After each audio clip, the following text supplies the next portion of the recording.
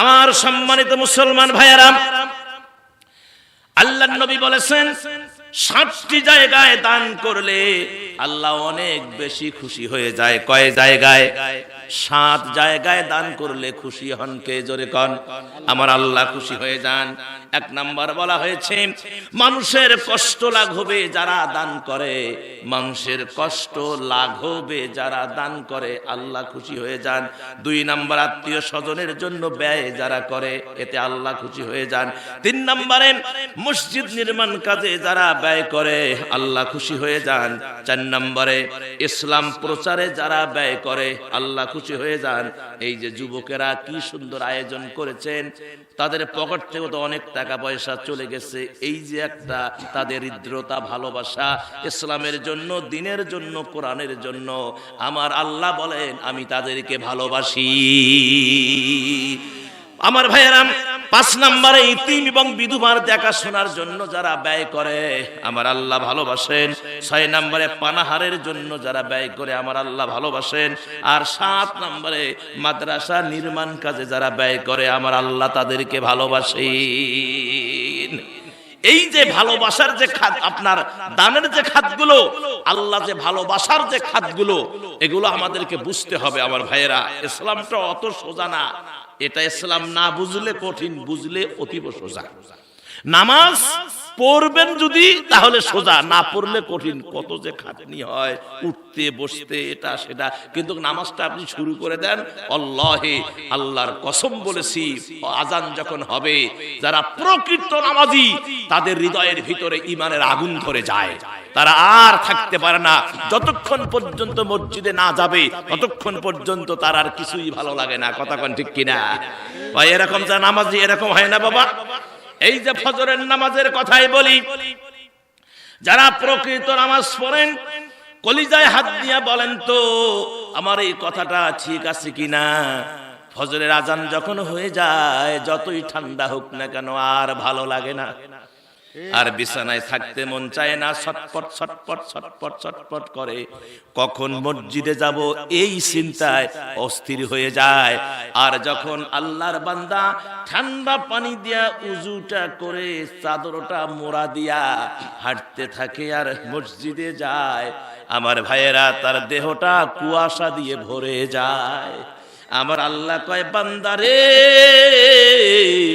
এটা কুয়াশা নয়, এটা আমার রহমত দিয়া তোমার দেহটা ভরপুর হয়ে যায়। আর বান্দা যখন মসজিদে ঢুকে যায় জান্নাতি শান্তি দিয়া কলিজাটা ভরে যায়। হ্যাঁ, জান্নাতি শান্তি দিয়া কি হয়ে যায়? কলিজাটা ভরে যায়। আর কোনদিন ফজরের নামাজে মিস হয়, সারাদিন খালি আফসোস করতে যায়, আফসোস করতে যায়। কথা কোন ঠিক কিনা? এজন্য আমার ভাইয়েরা, একবার বরফির আব্দুল কাদের জিলানী রাহমাহুল্লাহ উনি শুয়ে আছেন। এমন সময় আমার ভাইয়েরা শয়তান এমন প্রলোভন দিচ্ছে, সেদিন তার ফজরের নামাজটা কাজা হয়ে গেছে। বাস্তব শোনাচ্ছি, কিতাব থেকে শোনাচ্ছি। এই কাজা হওয়ার কারণে, একটু দেরি হওয়ার কারণে তিনি এত কান্নাকাটি শুরু করছেন, আর বাসে না। একে চোখের পানি, নাকের পানি সব একাকার করে দিচ্ছেন। আল্লাহ এত খুশি হয়েছে, আল্লাহ কয় আর কান্দিস না। ফজরের নামাজ পড়লে যে সোয়াবটা জামাতের সাথে পড়লে হতো, তোমার চোখের পানি, নাকের পানি, কান্নাকাটি দেখে যা হাজার হাজার ফজরের নামাজের সোয়াব দিয়ে দিলাম। পরের দিন শয়তান আজান হওয়ার 1 ঘন্টা আগতেছে, আসিয়া কয়, হুজুর ওঠেন না, হুজুর ওঠেন না, নামাজে যাবে। নামাজে হুজুর আজান হচ্ছে না, নামাজে যান। মানে শয়তানের থিওরি হলো যে ফজরের নামাজ কাজা হওয়া তো আমার দ্বারাই হয়েছে। এই কাজাটা হওয়ার কারণে যে কান্দনটা কান্দিছে, আর আল্লাহ মানে হাজার হাজার ফজরের নামাজের সওয়াব দিছে। আজকেও যদি কাজা হয় তাহলে তো আরো সওয়াব পাইবে।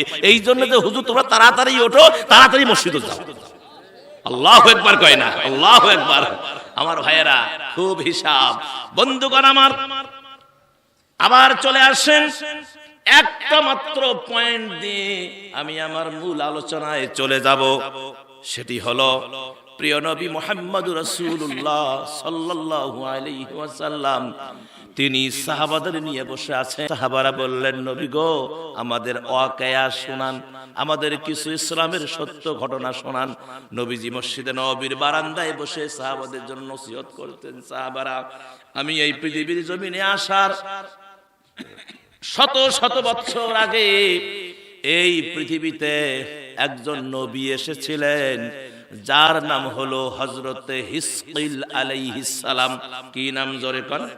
হযরতে হিজকিল আলাইহিস সালাতু ওয়াস সালাম একজন নবীর নাম। জীবনে নাম শুনছেন নাকি?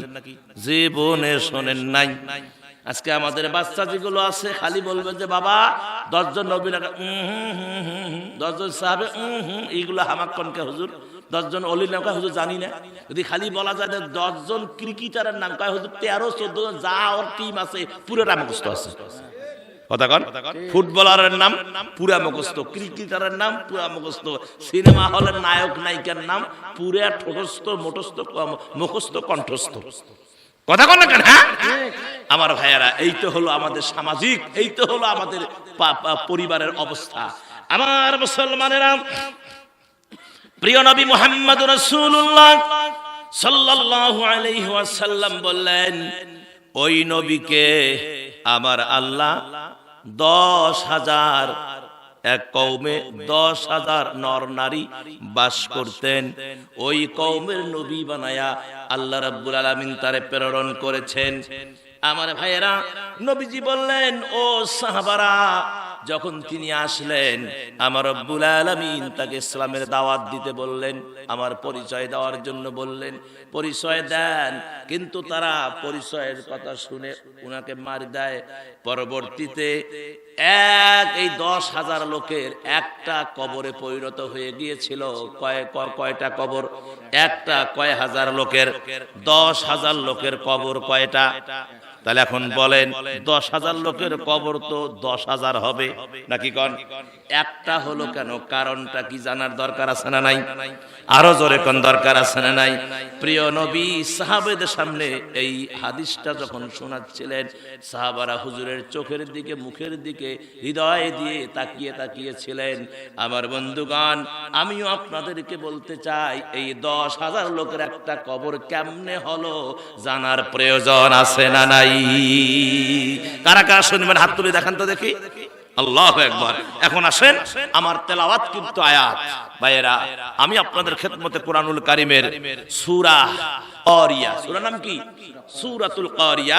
এই সূরাতুল কারিয়া, এই সূরাটি আমি আপনাদের সামনে পুরাপুরি সূরা তেলাওয়াত করেছি।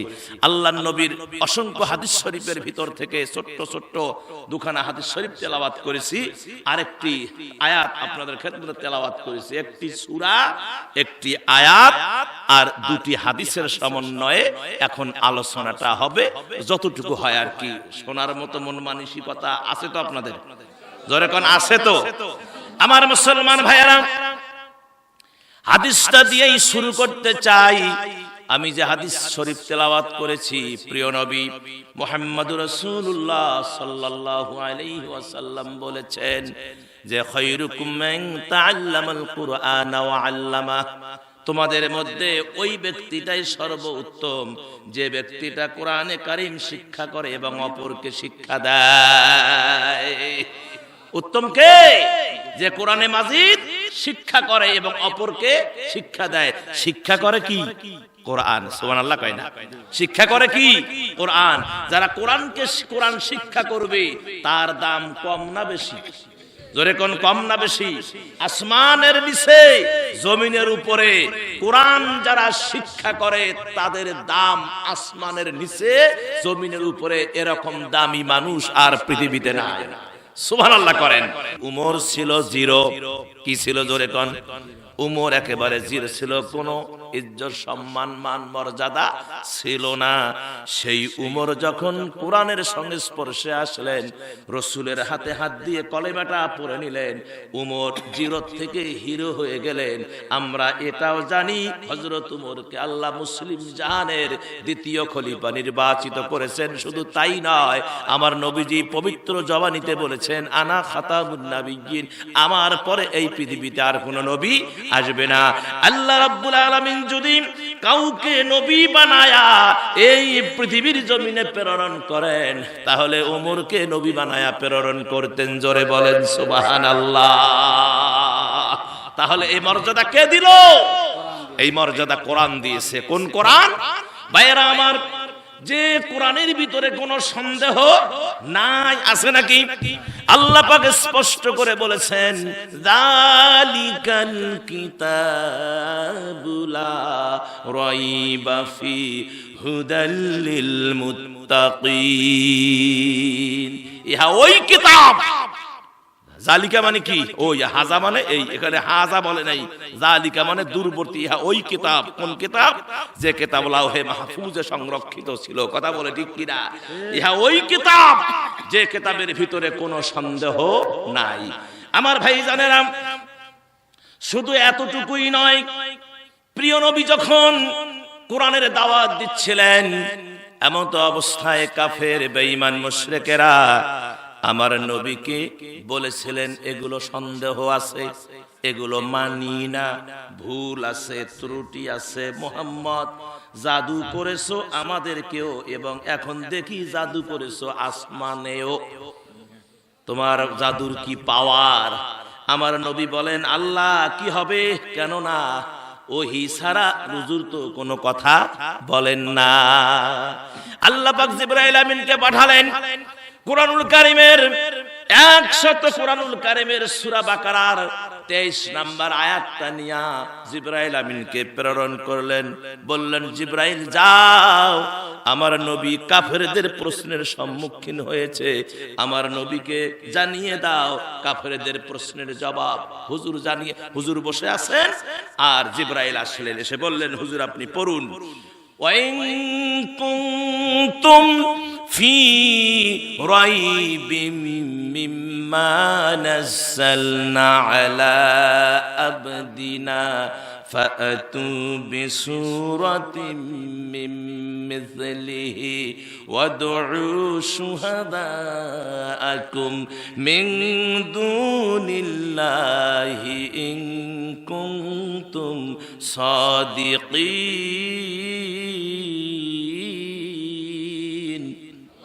আরো জোরে কোন আল্লাহু আকবার।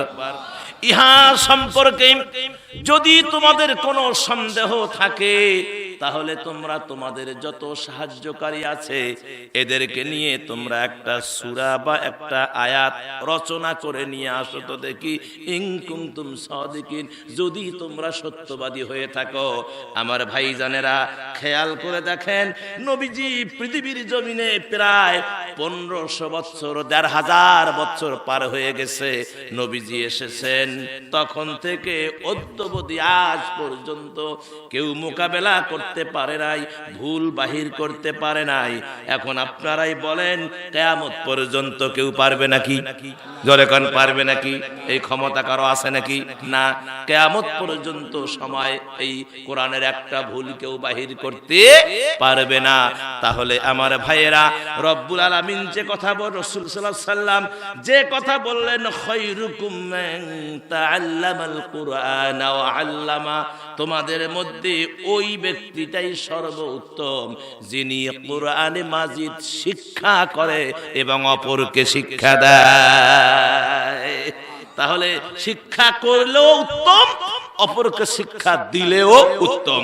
যারা শিক্ষা করে এই আলেমদেরকে সম্পর্কে বলা হয়েছে, যারা প্রকৃত আলেম, হক্কানি আলেম, ফকি যারা, আদিব যারা, মুফাসসির যারা, মুফতি যারা, প্রকৃত আলেম যারা, যারা আল্লাহকে ভালোবাসার জন্য ইলম অর্জন করেছে, দ্বীনকে ভালোবেসে ইলম অর্জন করেছে, আমার ভাইয়ারা, তারা সারা রাত ঘুমিয়ে থাকবে, আর একজন আবেদ সারা রাত তার পার্শ্বে দাঁড়িয়ে দাঁড়িয়ে ইবাদত করবে, তারপরেও ওই আলেমের ঘুমের সমতুল্য হবে না, হবে না, হবে না।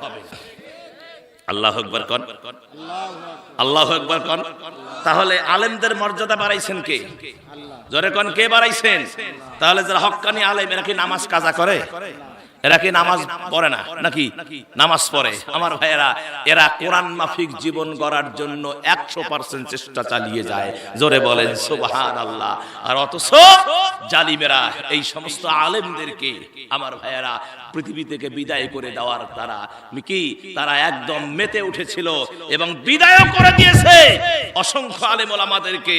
আমার আল্লাহ বলেছেন যে আমার সব সহ্য হয়, আমার আলেম বান্দার চোখের পানি সহ্য হয় না। কথা কন, কথা কন।